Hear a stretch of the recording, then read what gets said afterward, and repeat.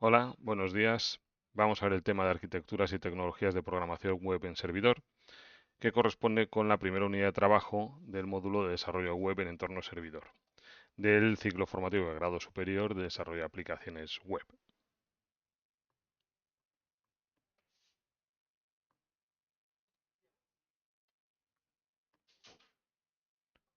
Como siempre empezamos con la exención de responsabilidad. Lo que aquí voy a comentaros pues puede tener mis errores, mis meteduras de pata, habrá contenidos que no estén completos, que no se correspondan con lo que luego vamos a ver en la prueba. Y te corresponde a ti, como profesional, pues revisarlos, asegurarte que está todo bien, preguntarme lo que haga falta, buscarlo y completarlos cuando sea necesario.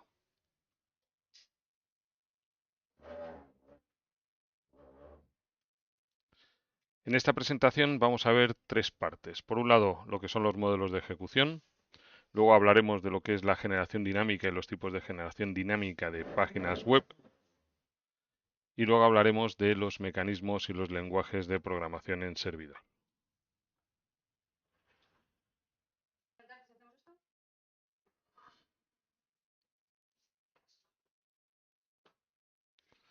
En la parte de modelos de ejecución, el objetivo que debéis alcanzar es que seáis capaces de caracterizar, es decir, identificar las características y distinguir entre los distintos modelos de ejecución de código que tenemos, hablando sobre todo de la parte de servidor y de cliente, y específicamente en la parte de arquitecturas web. Y además hay que ser capaz de reconocer cuáles son las funcionalidades que aportan los servidores de aplicaciones, que es una arquitectura o un elemento de software que utilizamos en el despliegue de aplicaciones web y se integran con los servidores de aplicaciones web. Comencemos. La primera arquitectura de la que vamos a hablar es la que ya conocemos, que es la que podríamos llamar como monoprocesador, no tiene un nombre específico. Aquí nosotros tecleamos nuestro programa, escribimos el programa, lo compilamos y lo ejecutamos, es decir, pasa a la memoria principal y se ejecuta en el procesador. Aquí estamos haciendo la referencia a la arquitectura de von Neumann. Tenemos los tres elementos, la CPU, que dentro tiene la unidad de control y la unidad aritmético lógica, la memoria principal, donde se van a albergar los datos y los programas, y los dispositivos de entrada y salida, los periféricos que tenemos.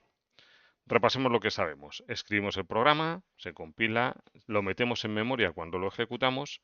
En la CPU ejecuta las instrucciones, recoge los datos de entrada que pongamos por el teclado y demás, y muestra por consola los datos de salida y el resultado. Esta es una arquitectura muy sencillita que conocemos.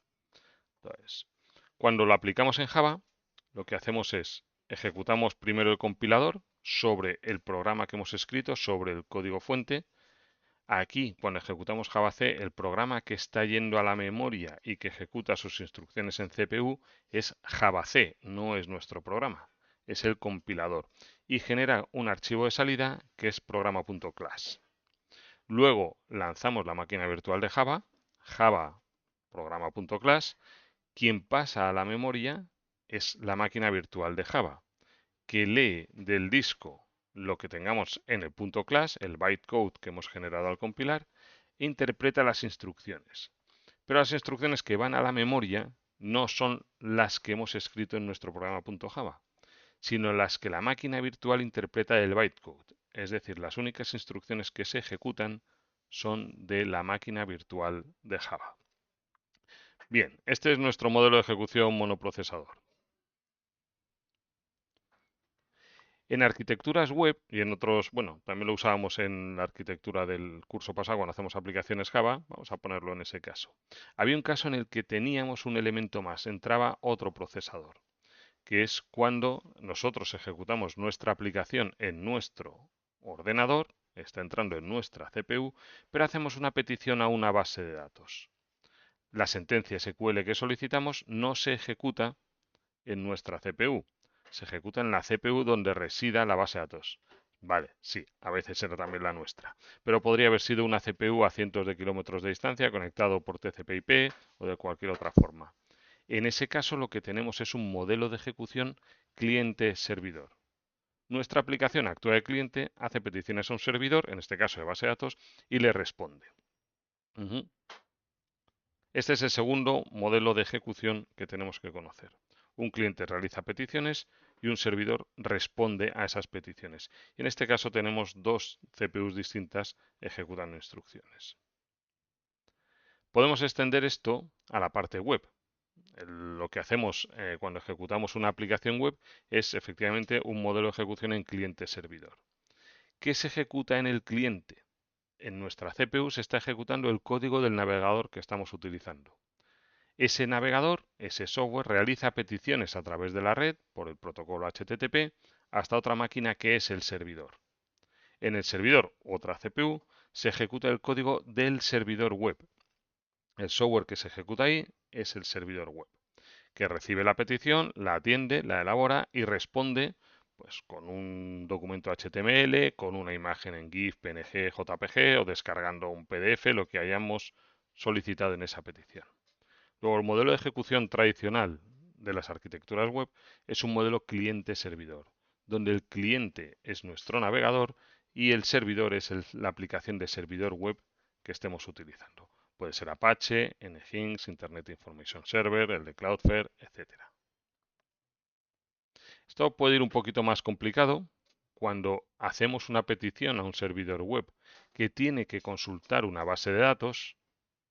La base de datos puede no estar en el mismo servidor, o aunque lo estuviera, sigue siendo considerado como un modelo de ejecución de cliente-servidor en tres niveles. Tenemos el primer nivel, que es donde se ejecuta nuestro navegador. Segundo nivel, nuestro servidor web. Tercer nivel, nuestra base de datos. Podría ser que el tercer nivel no fuera base de datos, que fuera otro tipo de servicio, FTP, una consulta, cualquier otro tipo de servidor que atiende una petición de otro servidor. Aquí tenemos modelo de ejecución cliente-servidor en tres niveles. Cuando esto lo llevamos a grandes empresas y tenemos cientos, puede que hasta miles de aplicaciones en este modelo, hay un pequeño problema porque todas esas aplicaciones acceden a los mismos servicios de base de datos, pero son programadas por equipos distintos, incluso por empresas exteriores, y no conviene que las claves y las formas de acceso sean diferentes. Es más, casi por las formas de acceder. Nos interesan las grandes empresas que todos los proveedores o todos los proveedores de software hagan las determinadas cosas de la misma manera. Para ello lo que utilizamos son servidores de aplicaciones. Un servidor de aplicaciones es una aplicación software que engloba un servidor web y luego un conjunto de Enterprise Java Beans, es decir, de aplicaciones Java que pueden ser utilizadas por distintas aplicaciones web que estemos desarrollando. Funcionan siempre en Java. Nosotros veremos otras tecnologías donde no hay servidores de aplicaciones como tal. Hay muchos ejemplos, Tomcat, Glassfish, WebSphere, que hacen esta parte y se utilizan en grandes empresas, telcos, bancos, seguros, administración pública, para dar servicios unificados a las distintas aplicaciones. Lo que nos ayudan estos Enterprise Java Beans es a que todas las aplicaciones Java que pongamos en el servidor de aplicaciones accedan de la misma forma a los servicios, ya sean base de datos, servidores de aplicaciones, identificación por Active Directory o LDAP, etcétera. De aquí hay algunas cosillas que tenemos que sabernos, suponiendo que pasemos de página. Aquí. En el PDF que os publicaré encontraréis una lista general de navegadores. Tenemos que conocer como desarrolladores web qué navegadores hay en el mercado. Esto ha crecido mucho. En un primer momento solo existía Mosaic, luego llegó Netscape, apareció Internet Explorer, luego apareció Chrome, ahora ya los tenemos en el móvil, los tenemos en las tablets, son distintos, aparece Brave, un montón de navegadores distintos. Tenéis también un documento donde se establecen las cuotas de mercado que tiene cada uno de los navegadores, cuáles son los más utilizados. Y es una información que necesitamos conocer como profesionales del sector. Lo mismo respecto a los servidores web. Se utiliza mucho Apache, Nginx, el de Cloudflare, hay un montón. Y tenéis aquí las cuotas de mercado. Hay mucha menos variedad en servidores web que lo que son navegadores. Aunque en navegadores hoy en día Chrome se está llevando la palma y tiene una alta cuota de mercado. Y por último hay un listado de servidores de aplicaciones, los que hemos comentado, y los 10 principales los tenéis aquí identificados. En estos es importante saber quién es la empresa que está detrás. También en estos de aquí, porque al fin y al cabo aquí hay mucho negocio y tenemos que conocerlo. Bien, con esta parte terminamos, con esto terminamos modelos de ejecución y vamos al segundo punto. Vamos a hablar de generación dinámica. Aquí el objetivo es que se es capaces de identificar qué es la generación dinámica y qué ventajas representan los dos tipos de generación dinámica que vamos a ver. De alguna manera, la generación dinámica implica que la página web no es estática. Vamos a ver los distintos tipos de página web y se va a ver más claro. Vamos a hablar de tres tipos de páginas. Lo que hacíamos en primero eran páginas web estáticas. El contenido se escribe en HTML, puede incluir parte de CSS, incluso algo de JavaScript, eso no cambiaría mucho, pero es una página que siempre es igual. Cada vez que el usuario accede encuentra la misma página. Lo escribimos en HTML, CSS. Eso no nos vale, por ejemplo, para hacer la portada de un periódico. En un periódico necesitamos cambiar las noticias de portada no solo cada día, ahora ya el periódico tiene que cambiar según van llegando las noticias. Tampoco nos valdría para ver la lista de clientes en una aplicación web, porque eso dependerá del día y del momento. Cuando el contenido lo tenemos que generar de forma dinámica a partir de datos, servicios y demás, hablamos de páginas web dinámicas. Las páginas web dinámicas, el contenido o parte del contenido se genera desde el servidor. Se integra en la página web o se construye la página web. Y ya hablamos de un tercer nivel, que son las páginas web interactivas, cuando estamos utilizando tecnología Ajax, las promises, las llamadas asíncronas que tenemos en JavaScript. Esto permite una relación mucho más rápida entre el cliente y el servidor. Cuando el usuario está tecleando una búsqueda en una caja de texto, podemos lanzar esa información a través de una llamada síncrona Ajax al servidor para que nos vaya dando resultados parciales y proponerle distintas alternativas. Cuando la página reacciona en su contenido a las acciones del usuario, hablamos de páginas web interactivas. Así que tenemos tres niveles: estáticas, dinámicas e interactivas. Las estáticas las visteis en primero. Aquí vamos a ver páginas web dinámicas que generamos en servidor. Y estáis viendo en desarrollo en entorno cliente la parte de reacción del interfaz, atención a eventos. Cuando combinamos eso con llamadas asíncronas, tenemos, combinando los dos módulos, desarrollo en servidor y desarrollo en cliente, páginas web interactivas. Esto está relacionado con lo que también vimos el año pasado de los niveles de lógica. Hablamos del patrón modelo vista controlador, en los que la vista, los objetos de vista, se encargan de lo que llamamos lógica de presentación, es decir, de recibir los eventos del usuario, de presentarle los datos, de reaccionar a lo que nos va pidiendo, de capturar la información que nos da, de revisar que sea correcta, de avisarle de los errores de esto no coincide con esto otro. Esa es la parte que hace la vista. Teníamos también el controlador, que se encarga de la lógica que denominamos de negocio, la que es propia de esa aplicación.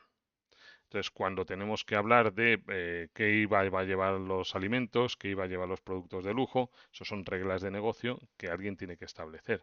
Lo mismo con los permisos. ¿Quién puede acceder a una parte de la aplicación? ¿Quién no puede acceder? ¿Quién puede hacer una operación u otra?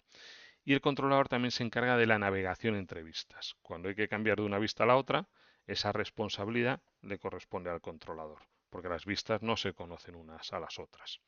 Y el tercer nivel de lógica que tenemos es el que se encarga de la persistencia, que eso dependía del modelo.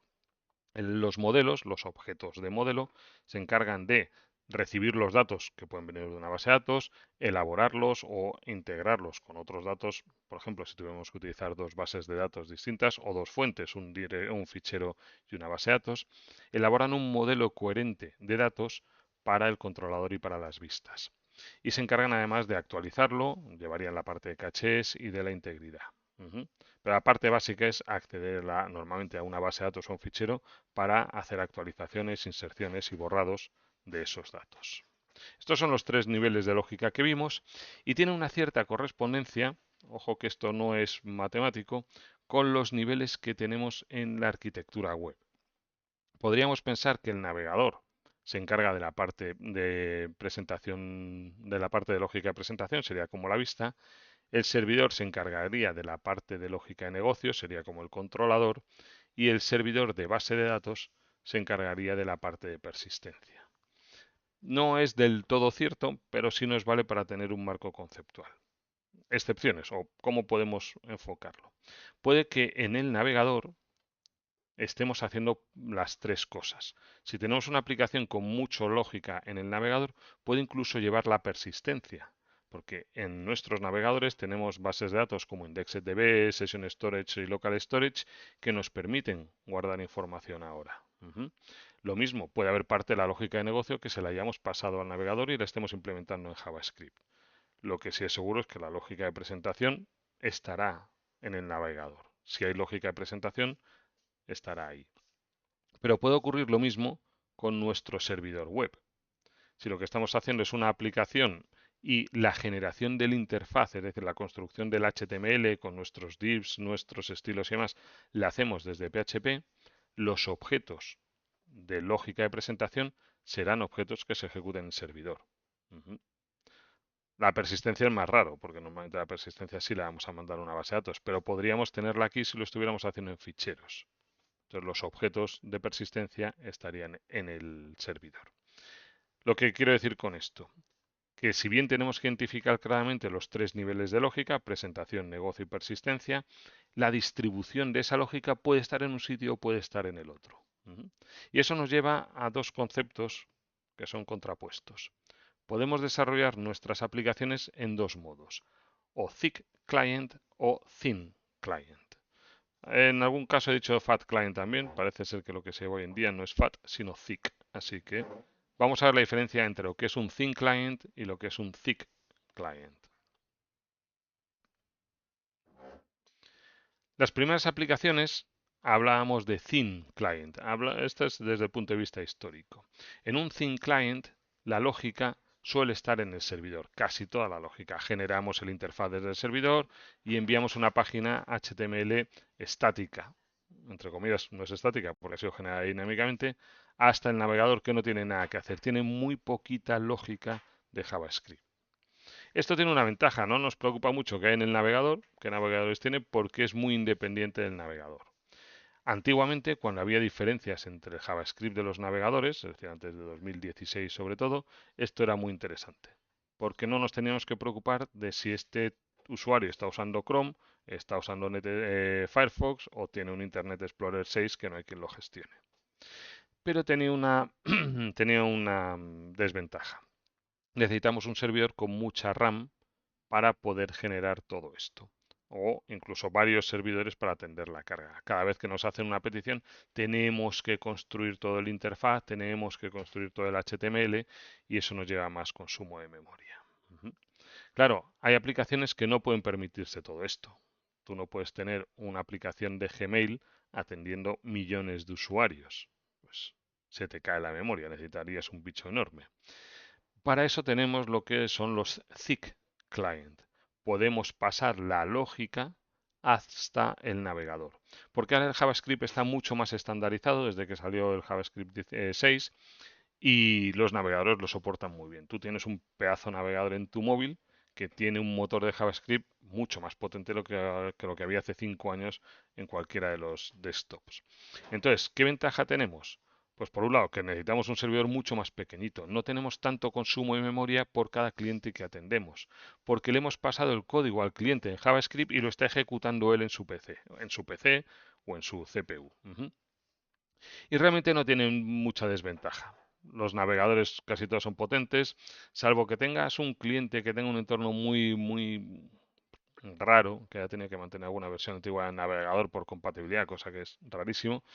Esta es la mejor forma de hacer las cosas. Le pasamos el código a los de desarrollo en entorno cliente y nosotros en servidor hacemos lo menos posible. Llegaremos a hacerlo en un servicio, es decir, todo el código está en la parte del cliente y simplemente nos hace una petición de, oye, dame los datos de los clientes que cumplan estas condiciones y le devolvemos un JSON con los datos y ya está. Y nos quitamos un montón de preocupaciones. Pero bueno, aprenderemos a hacer las dos cosas. Tenemos que tener muy claro que hay parte de la funcionalidad que puede ir en un sitio y parte que no. Es decir, atender un clic en un botón lo tiene que hacer el JavaScript. Ahí no hay más remedio que hacerlo en cliente.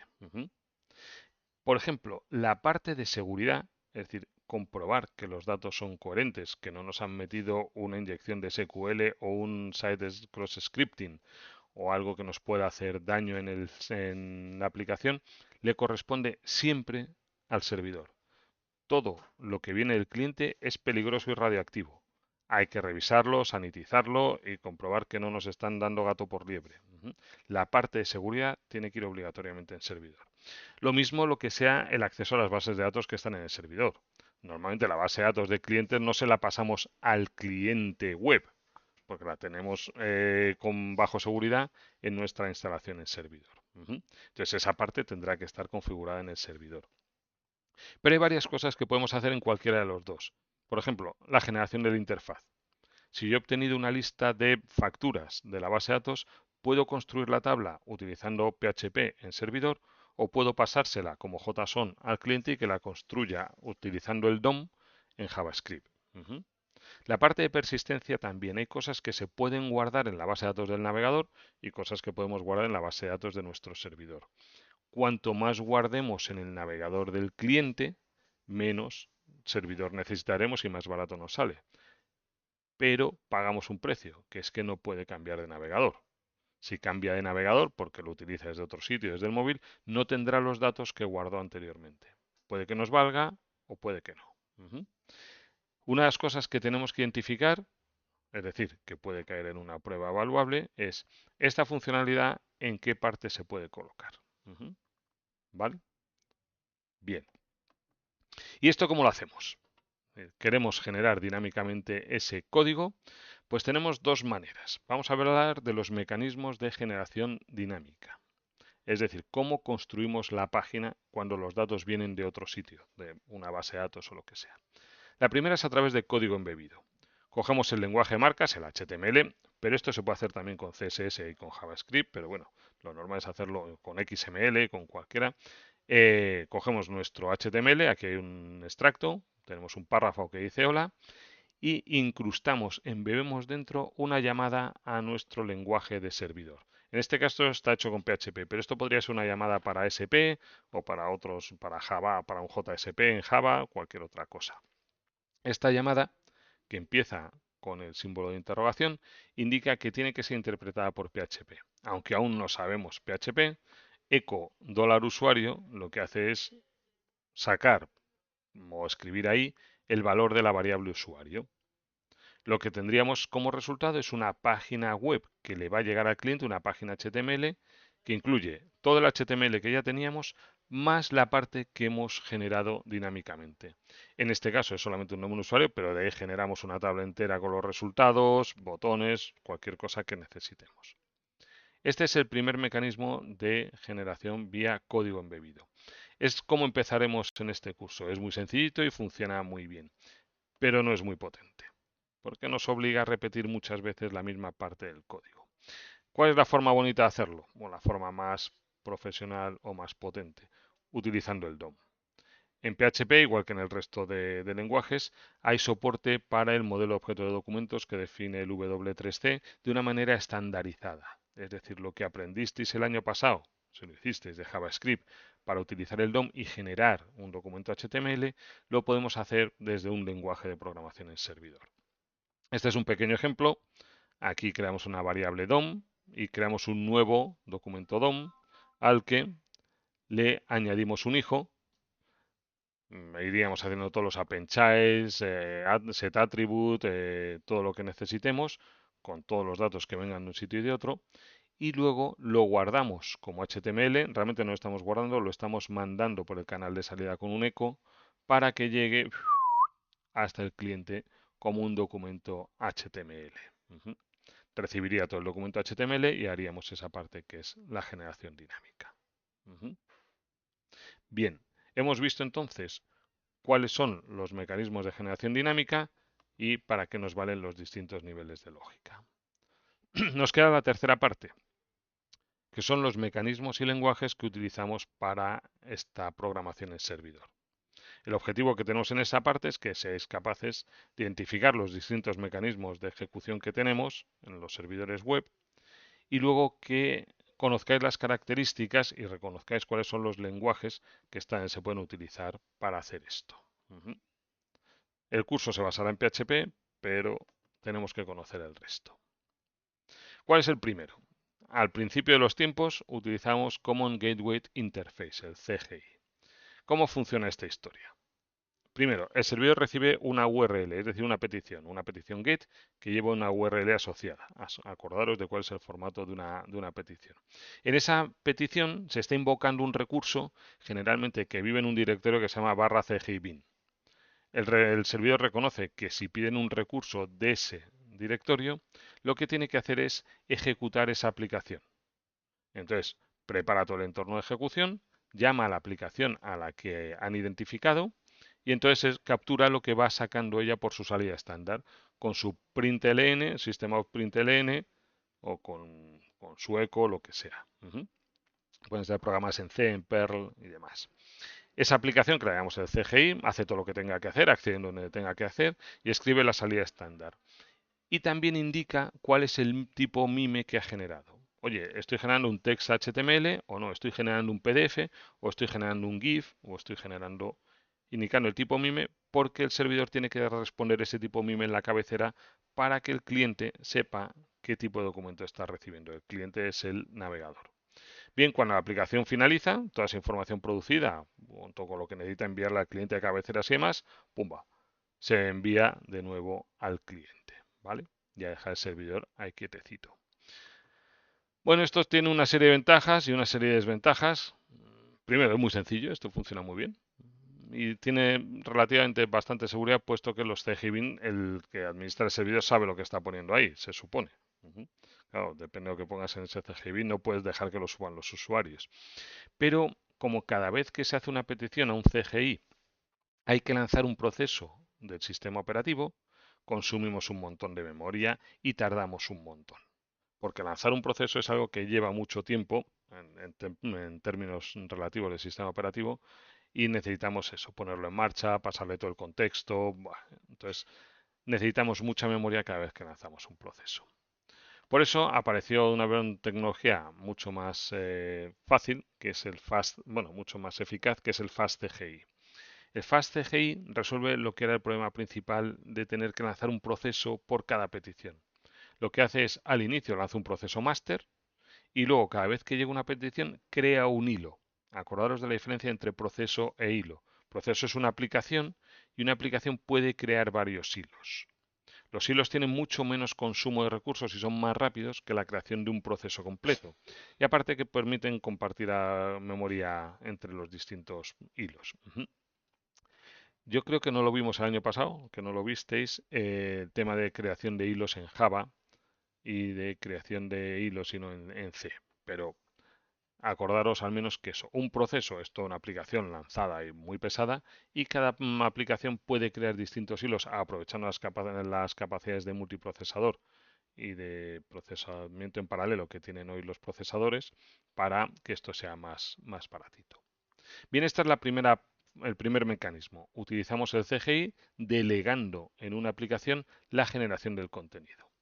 Pero tenemos otra tecnología que se utiliza mucho, que es a partir de módulos.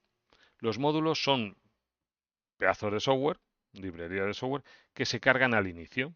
Cuando la aplicación, el servidor web, arranca, carga los módulos. Un módulo para soporte de PHP, un módulo para el trabajo con PDFs, un módulo para, igual que el kernel de Linux, carga los módulos para soporte de USB o lo que soporte distintos tipos de ficheros. Bueno, estos módulos, cuando se recibe una petición, el servidor detecta normalmente por la extensión, si están pidiendo un recurso .php, pues asocia el servidor, vale, esto hay que dárselo a las librerías que ya tengo cargadas a los módulos que gestionan PHP. Aquí hay mucho menos tiempo perdido y mucho menos consumo adicional de memoria porque ya está cargado en memoria, con lo cual no hay más que pasárselo por memoria compartida, es decir, igual que en cualquier programa, y generamos la solución y la respuesta. El problema que tenemos con esto es que el módulo tiene que estar siempre cargado en memoria. Entonces, eso da más consumo de RAM permanentemente. Es decir, si yo cargo el módulo de atención a PHP y luego nunca piden una página PHP, estoy consumiendo memoria sin necesitarla. Bueno, es una solución bastante buena, en el sentido que es muy rápido en las respuestas y si lo voy a utilizar, pues oye, ya está cargado y esto va a ir mucho más rápido. El otro problemilla es que los módulos dependen del servidor web. Como tienen que integrarse en él, tú no puedes hacer un módulo y que eso cargue en Internet Information Server, en Nginx y en Cloudflare. Ujú. El módulo está programado para Apache y este es el módulo de PHP para Apache. Eso no pasaba con FastCGI, por ejemplo, porque puedes poner un servidor de FastCGI de tal forma que tenga cualquiera de las peticiones o de CGI que los puedes programarlo para cualquier servidor. El mismo CGI te valía para unos y para otros. Aquí no, aquí son específicos del servidor que estemos utilizando. Bien, estos son los dos mecanismos principales para la generación dinámica de páginas web, pero tenemos que ver otro más, que no es exactamente un mecanismo, sino es la forma en la que habitualmente lo ponemos en producción. Vamos a ver ahora las tecnologías. Hemos hablado de algunos servidores web de Apache y demás, pero determinadas tecnologías, como es el caso de Node.js, también como es el caso de Python, incluyen su propio servidor web que es malísimo. Es un servidor web que tiene muy poca funcionalidad. Está hecho a posta, no es que les haya salido mal. Para desarrollar no necesitamos un servidor web capaz de balance de carga, de protección contra el DOS y un montón de cosas. Mientras estamos en desarrollo, nos da igual, ¿vale? Podemos tener un servidor web malucho que no consuma muchos recursos, pero a la hora de ponerlo en producción necesitamos protegerle. Para eso lo que utilizamos es un reverse proxy. Es decir, si yo tengo un servidor web aquí que atiende las peticiones de generación dinámica, por ejemplo de Node.js, y no quiero que le peguen los malos, ataques de DDoS, exceso de carga y demás, lo que hago es poner un reverse proxy, por ejemplo un Apache o un Nginx, que son mucho más robustos y tienen más funcionalidad, para que simplemente transmita las peticiones hasta el otro. Con el reverse proxy hacemos lo mismo que con un proxy, pero a la inversa. Estamos protegiendo a los servidores de lo que puedan hacer los clientes. El funcionamiento es fácil, es decir, colocamos el reverse proxy, recibe las peticiones y simplemente actúa como intermediario. Se las pasa al proxy final, perdón, al servidor web que tiene que atenderla y devuelve la solución. Esto nos permitiría, por ejemplo, hacer balance de carga. En lugar de tener solo un servidor aquí, tener varios y que el reverse proxy se encargue de balancear la carga, por ejemplo. Sería una idea. Pero también nos permite defendernos de ataques de DDoS y otro tipo de problemas. Bien, estos son los mecanismos.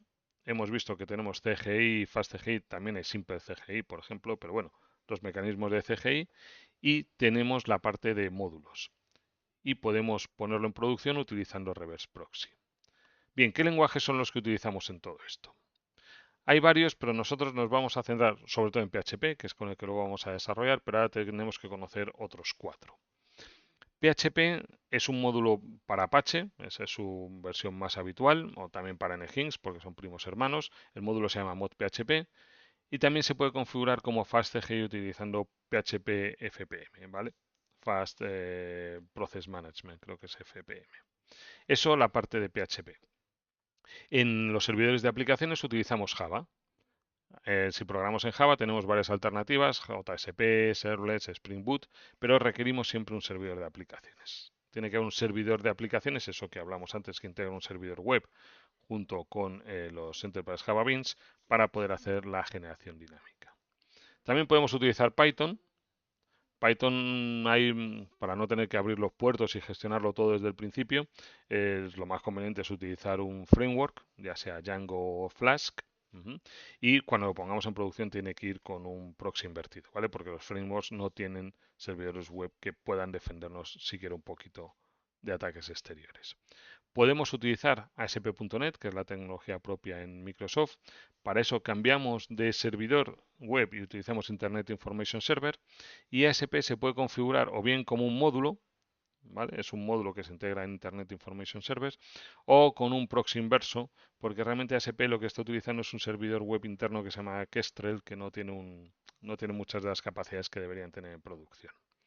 Y por último tenemos Node.js, muy interesante porque nos permite utilizar, por ejemplo, WebSockets para una comunicación entre cliente y cliente directo, donde el servidor solamente va a hacer la parte de gestión del tráfico, pero bueno, no nos metamos en eso todavía. Lleva su propio servidor web flojucho, con lo cual la forma de ponerlo en producción es a través de un proxy invertido. Estas son las 5 tecnologías que debemos conocer cómo funcionan y nos centraremos en este curso sobre todo en el manejo de PHP.